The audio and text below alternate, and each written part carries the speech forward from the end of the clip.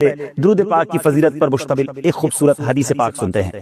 ام المومنین حضرت سیدتنا عائشہ صدیقہ رضی اللہ تعالی عنہا سے روایت ہے کہ نبی رحمت، شفیع امت، تاجدار رسالت صلی اللہ تعالی علیہ وسلم کا فرمان شفاعت نشان ہے، جو شخص جمعہ کے دن مجھ پر درود شریف پڑھے گا تو بروز قیامت اس کی شفاعت میرے ذمہ کرم پر ہوگی۔ سبحان اللہ۔ ناظرین، کیوں نہ پھر ہم درود پاک کثرت سے پڑھا کریں، اور بالخصوص جمعہ کا دن جب آئے تو اسپیشلی خاص طور پہ کثرت کے ساتھ درود پاک پڑھنا ہے۔ ایک اور حدیث پاک ہے جس کا مضمون ہے کہ جو کوئی شخص مجھ پر جمعہ کے دن 200 بار درود پاک پڑھے، اللہ تعالیٰ اس کے 200 برس کے گناہوں کو معاف فرما دیتا ہے۔ تو پھر کیوں نہ ہم درود پاک کی کثرت کرتے رہا کریں۔ آئیے مل کر محبت کے ساتھ بآواز بلند درود پاک پڑھ لیجئے۔ صلو علی الحبیب صلی اللہ تعالی علی محمد صلی اللہ علیہ وسلم۔ ناظرین، آج کا جو موضوع ہے وہ بڑا امپورٹنٹ ہے۔ ہمارے آس پاس رہنے والے، ہمارے پڑوسی، ہمارا ان کے ساتھ کیا برتاؤ ہونا چاہیے، ہمارے پڑوسیوں کے ساتھ ہمارا ایٹیٹیوڈ کیا ہونا چاہیے، اور ہمارا اسلام ہمیں اس بارے میں کیا سکھاتا ہے۔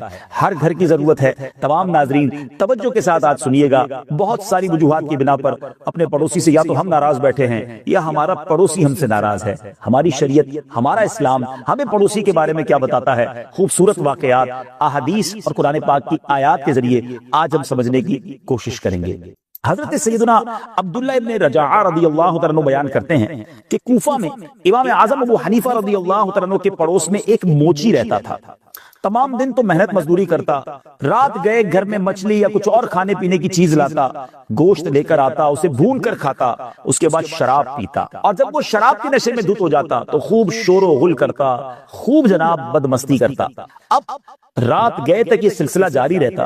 امام اعظم ابو حنیفہ رضی اللہ تعالیٰ کو اس شور و غل سے بڑی تکلیف ہوتی، لیکن آپ تمام رات نماز میں مشغول رہتے۔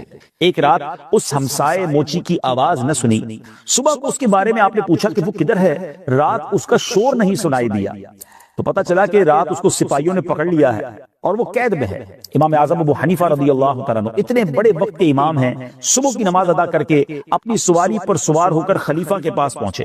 خلیفہ نے جب امام اعظم کو دیکھا تو بڑے احترام کے ساتھ، بڑی جس کو کہیں کہ ریسپیکٹ کے ساتھ اپنے جو ہے وہ تخت تک لایا، اپنے سپاہیوں کو حکم دیا کہ ان کو سواری سے نہ اترنے دینا۔ محل کے اندر بھی گویا سواری کے ساتھ ان کو استقبال کیا گیا۔ اب سپاہیوں نے ایسا ہی کیا۔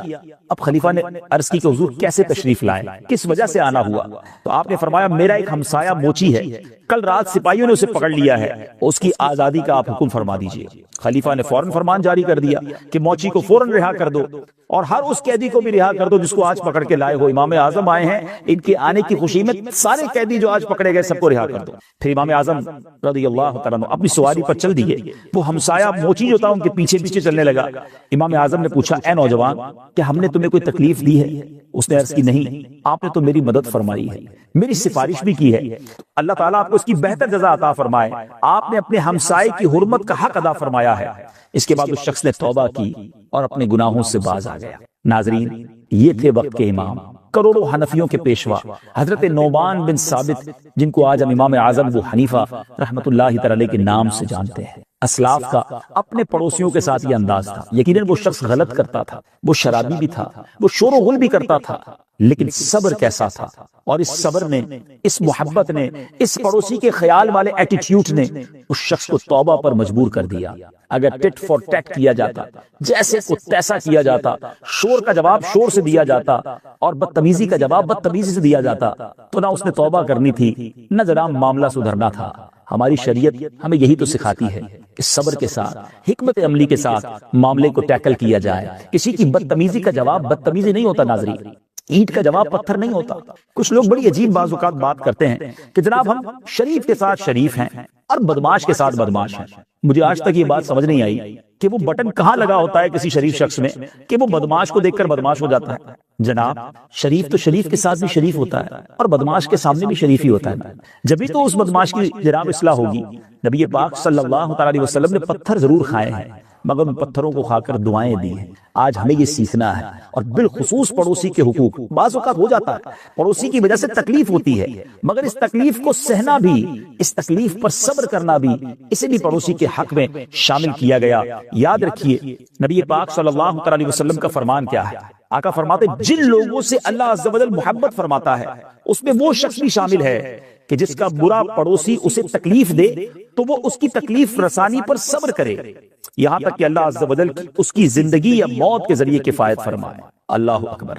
یقیناً کسی کو اس وجہ سے یہ اجازت نہیں مل جائے گی کہ وہ تکلیف پہنچاتا رہے، لیکن دونوں طرف کے پڑوسیوں کو گویا سمجھایا جا رہا ہے۔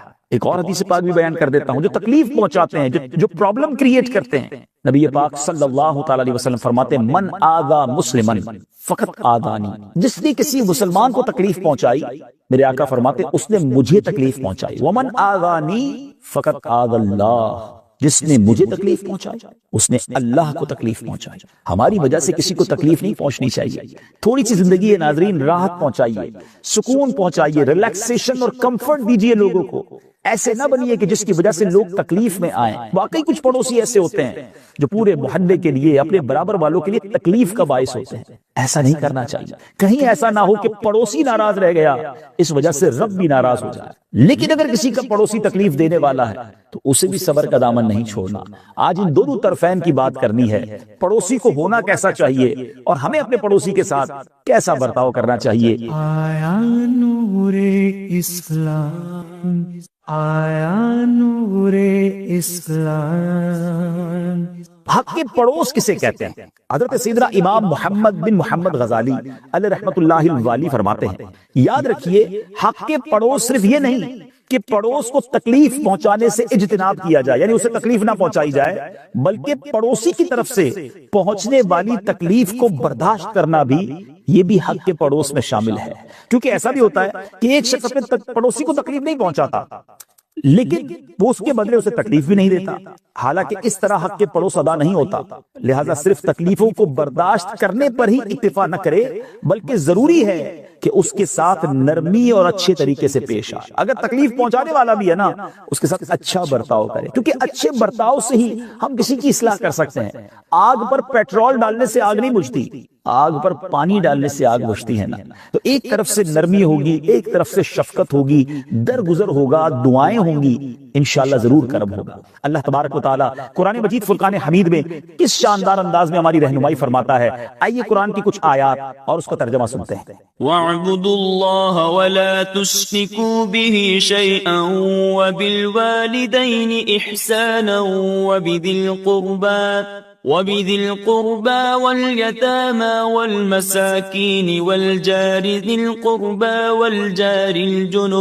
وَالْجَارِ الْجُنُبِ وَالصَّاحِبِ بِالْجَنبِ وَابْنِ السَّبِيلِ وَمَا مَلَكَتْ أَيْمَانُكُمْ إِنَّ اللَّهَ لَا يُحِبُّ مَنْ كَانَ مُخْتَالًا فَخُورًا۔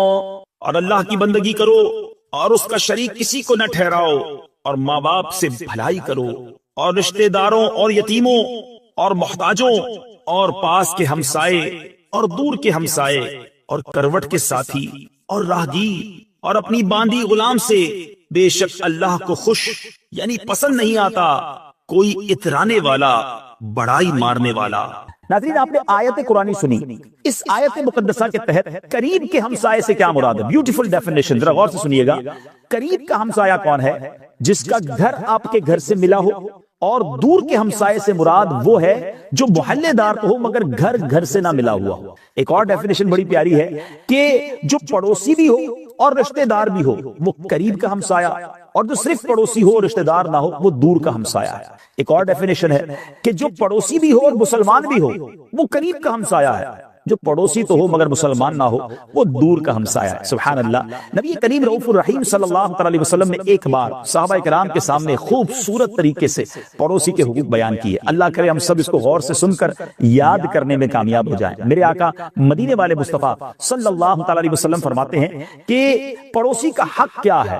کوسچن کیا، پھر خود ہی جواب ارشاد فرمایا کہ جب وہ تم سے مدد مانگے مدد کرو، جب قرض مانگے قرض دو، جب محتاج ہو تو اسے دو، اور جب بیمار ہو عیادت کرو، جب اسے خیر پہنچے مبارکباد دو، جب مصیبت پہنچے تعزیت کرو، جب انتقال ہو جائے تو جنازے کے ساتھ جاؤ، بغیر اجازت اپنی عمارت بلند نہ کرو، اس کی ہوا روک دو، اور اپنی ہانڈی سے اس کو تکلیف نہ دو مگر اس میں سے کچھ اسے بھی دو، اور میوہ خریدو تو اس کے پاس بھی ہدیہ کرو، اور اگر ہدیہ نہ کرو تو چھپا کر مکان میں لاؤ، اور تمہارے بچے اسے لے کر باہر نہ نکلیں کہ پڑوسی کے بچوں کو رنج ہوگا۔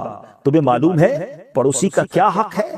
قسم ہے اس کی جس کے قبضہ قدرت میں میری جان ہے، مکمل طور پر پڑوسی کا حق ادا کرنے والے تھوڑے ہی ہیں، وہی ہیں جن پر اللہ عز و جل کی مہربانی ہے۔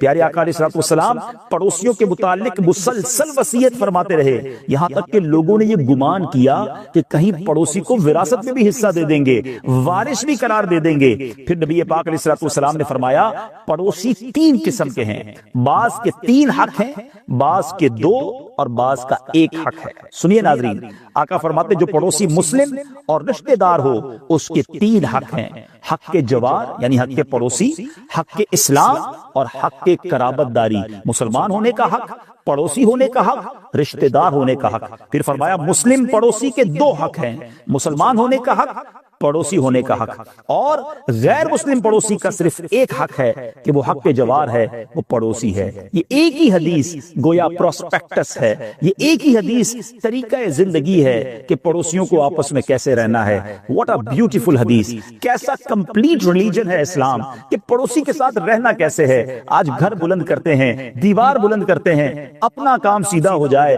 پڑوسی کو تکلیف ہوتی ہو تو ہو جائے، آج پڑوسی سے کوئی نہیں پوچھتا۔ یہاں تک اسلام کہتا ہے اپنی ہانڈی سے تکلیف نہ دو، کھانا بنائیں تھوڑا اسے بھی بھیجیں تاکہ اس کی دل میں بھی خوشی داخل ہو۔